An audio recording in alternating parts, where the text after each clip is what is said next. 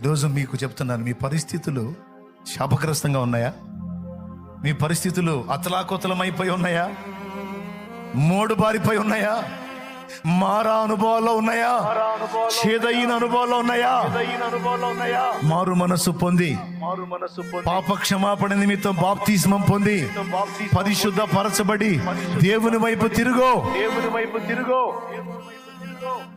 ఒక క్రొత్త జీవితం నీకు ఆయన సిద్ధపరిచుంచాడు. ఒక క్రొత్త పేరు నీకు ఆయన సిద్ధపరిచుంచాడు. ఇప్పటికే బాప్తిస్మం పొంది కూడా అలజడిలో బ్రతుకుతున్న వారలారా, మీ దోషాలు ఒప్పుకొని మారు మనసు పొందండి.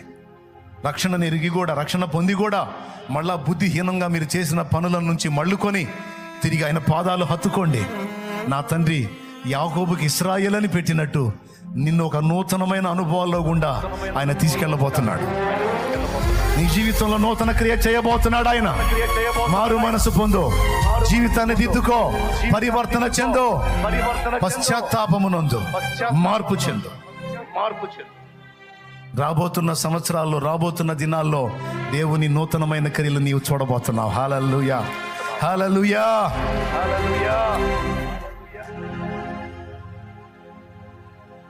మీ జీవితాల్లో అలాంటి మార్పును ఆశించినట్లయితే ఈరోజే తీర్మానం చేసుకొని, సరే. ఒక్కోసారి మా అమ్మతో గొడవ వేసుకొని అన్నం తిన్నాను.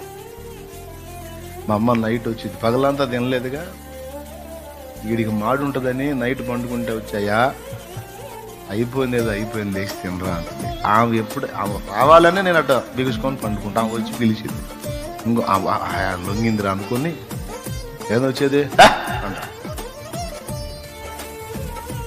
అంత కోపం ఎందుకయ్యా?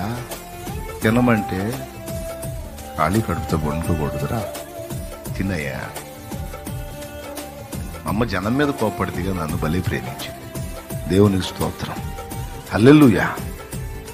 ఏమండి, సరే ఇక నేను కోపంగా గద్దించేసరికి పోయింది పాపం. ఇక మళ్ళా నా కడుపులో ఆకలి, లోపల ఫీలింగ్ ఏం తెలుసు, ఎందుకురా నీకు హెచ్చులు? అరే, పద్ధతికి వచ్చి అమ్మ పిలిచినప్పుడు పోయి ఆ బెట్టుగా పోయి తినక ఈ ఓవర్ యాక్షన్ ఎందుకురా? ఇప్పుడు పోయింది, ఇక నిద్రపోయిందనుకో నీ బతుకు బస్ స్టాండింగే. ఎందుకు పోయి తింటే పరువు తక్కువ. సాగింపుడంతా అమ్మమే.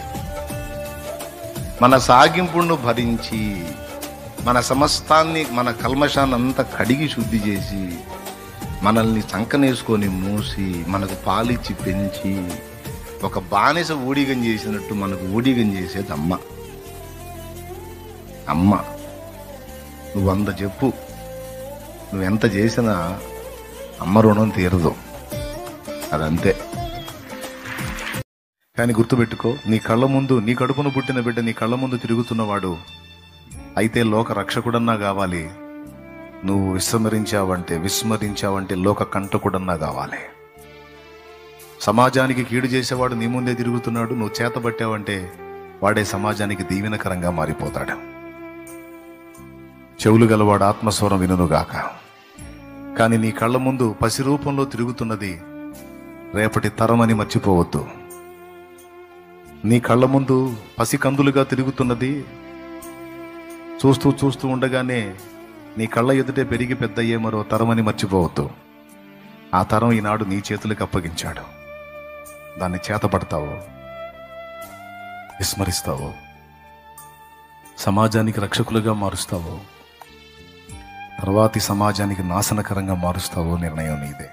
నవనిచ్చి నవనిచ్చి నవనిచ్చి నవనిచ్చి నవ్వేవాళ్ళని, నవనిచ్చి ఎగతాళి చేసేవాళ్ళని చేయనిచ్చి ఒక్క కోటింగ్ ఇస్తే ఆ మూతులన్నీ వంకర్లు పోతాయి, మన తల పైకెత్తబడితే.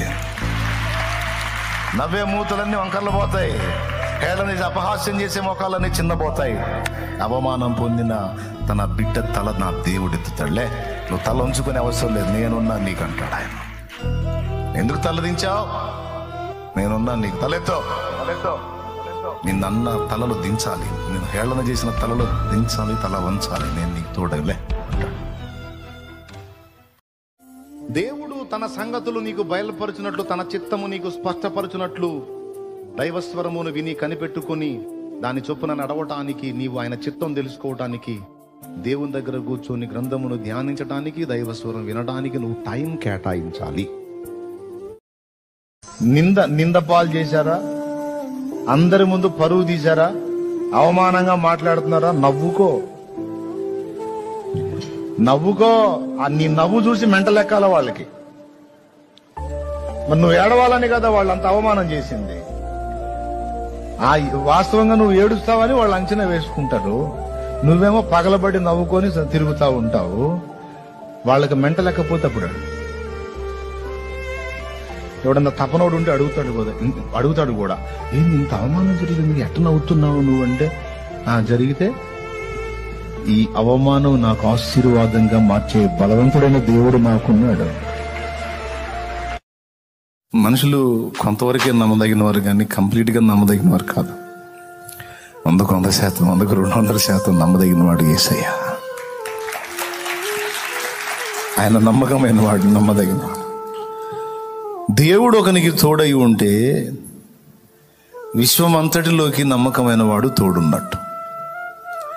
దేవుడు ఒకనికి తోడు ఉంటే విశ్వమంతటిలోనికి బలవంతుడైన వాడు తోడున్నట్టు. దేవుడు ఒకనికి తోడై ఉంటే విశ్వమంతటిలో జ్ఞానవంతుడైన వాడు తోడై ఉన్నట్టు. దేవుడు ఒకనికి తోడై ఉంటే ప్రపంచమంతటిలోకి మనల్ని అత్యధికంగా ప్రేమించేవాడు, అవసరమైతే మన కోసం నిలువునా ప్రాణాన్ని అర్పించేవాడు మనకు తోడున్నట్టు.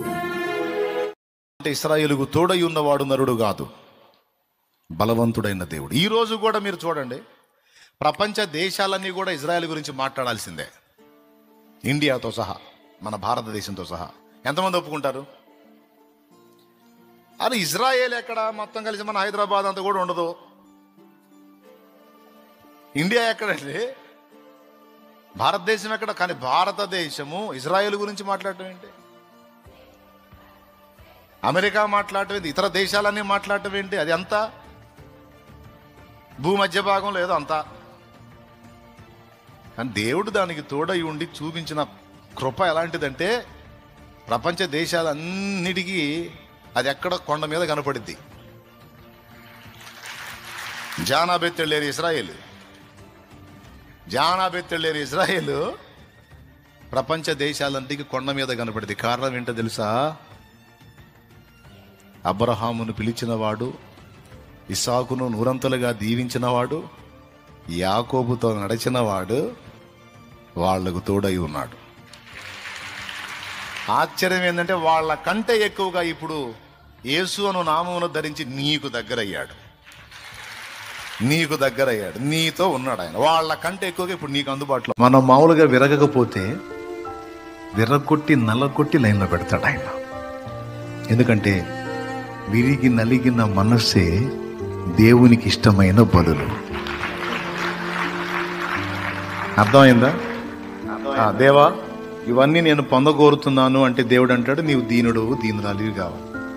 అలా కావాలంటే ఏం చేయాలి ప్రభా? నా అంతటా నాకు చేత కాదు, నువ్వే చేయి తండ్రి అన్నప్పుడు ఇక నిన్ను దీనుడిగా దీనురాలిగా చేయటానికి దేవుడు విరగొట్టడం మొదలు పెడతాడు.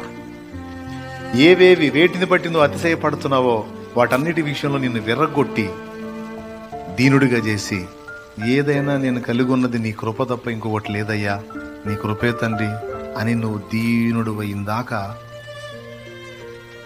యాకోబుతో పెనుగులాడినట్టు నీతో పెనుగులాడతాడు ఆయన. యాకోబుతో పెనుగులాడి యాకోబుని దీనుడిని చేసి దీవించిపోయాడు. తెలుసా?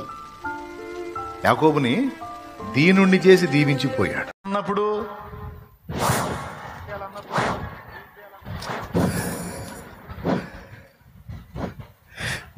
అది పలుగాకి లోకం, కాకి లాంటి లోకం ఎప్పుడు వాగుతానే ఉంటుంది. లెక్క చేసావు అవుట్.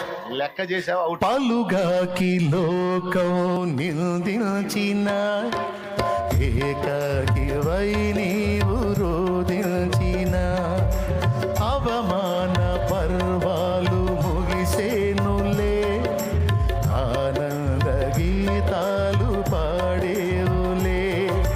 నవ్వినోళ్ళంత నీ ముందు తలను వంచిరు ఇక ముందు, నవ్వినోళ్ళంత నీ ముందు తలను వంచిరు ఇక ముందు. నీ పరిస్థితిని బట్టి అవతల వాడు నవ్వితే వాడిని చూసి నువ్వు నవ్వు.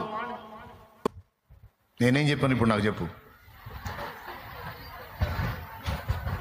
నీ పరిస్థితిని చూసి అవతల వాళ్ళు నవ్వితే వాళ్ళని చూసి నువ్వు కూడా నవ్వు. తెల్లవారుగానే నువ్వు ఏ స్థితిలో ఉన్నా, నేను చెప్తున్నా, నువ్వు ఏ స్థితిలో ఉన్నా, దరిద్రుడా అట్లా ఉన్నావు, దరిద్రుడా ఎట్లున్నావు అనడు నా తండ్రి. నువ్వు ఏ స్థితిలో ఉన్నా పడక దిగి వెంటనే ముందు మోకాళ్ళెయ్యి. లేదా కొంచెం ఫ్రెష్ అవుతావా, చక్కగా వెళ్ళి కాళ్ళు చేతులు మొహం కడుక్కొని కొంచెం శుద్ధి చేసుకొని ఫ్రెష్ అయ్యి వచ్చి మోకాళ్ళే. రెండో పని చేయొద్దు, ముందు మోకాళ్ళే. రాత్రంతా నన్ను కాపాడావు, నీ కృపతో మరో శుభోదయాన్ని ఇచ్చావు, నీకు స్తోత్రం. నీతి సూర్యుడా నా మీద ప్రకాశించు. ఈ దినమంతట్లో నా చర్యలన్నీ నీ వశంలోకి తీసుకోనాయన. నీకు దుఃఖం కలిగించే పనులు ఏవి నా నుండి జరగకుండా నన్ను కంట్రోల్ చేయి ప్రభువా, నాకు శక్తిని ప్రభువా అని దేవునికి నువ్వు అప్పజెప్పుకొని దినం మొదలుపెట్టు, రోజు మొదలుపెట్టు. మంచి అలవాట్లు ఇవి. వారానికి కనీసం ఒక్క రోజైనా, 6 రోజులు నిద్రపో, కనీసం వారానికి ఒక్క నైట్ అయినా మెలకువగా ఉండి ప్రార్థన చేయటానికి అలవాటు చేసుకో, నిద్ర గాయటానికి అలవాటు చేసుకో. ఒక్కరోజు, వీక్లీ వన్స్, 1 టైం నైట్ మేలుకోవాలి. లోకమంతా నిద్రపోతున్న వేళ నా కుమార్తె మేలుకుందేమిటి, నా కుమారుడు మేలుకున్నాడేమిటి, ఏమడుగుతావు? మోకాళ్ళుని నీ శక్తిని దింపు ప్రభువా, నీ ప్రభావాన్ని చూపు ప్రభువా, నీ బలాన్ని ఇవ్వు ప్రభువా. సాతాను కార్యాలు అడ్డుపడాలి ప్రభువా, అడ్డగించబడాలి ప్రభువా. నీ శక్తి ఏమిటో నా కుటుంబం చూడాలి, నీ శక్తి ఏమిటో నా బంధువులు చూడాలి, నీ శక్తి ఏమిటో నా బజార్లో ఉన్న ప్రజలు, నా వీధిలో ఉన్న ప్రజలు, నీ శక్తి ఏమిటో నా సమాజం చూడాలి, నీ శక్తి ఏమిటో నా గ్రామం చూడాలి, నీ శక్తి ఏమిటో నా పట్టణం చూడాలి, నీ శక్తి ఏమిటో నా జిల్లా చూడాలి, నీ శక్తి ఏమిటో నా రాష్ట్రం చూడాలి.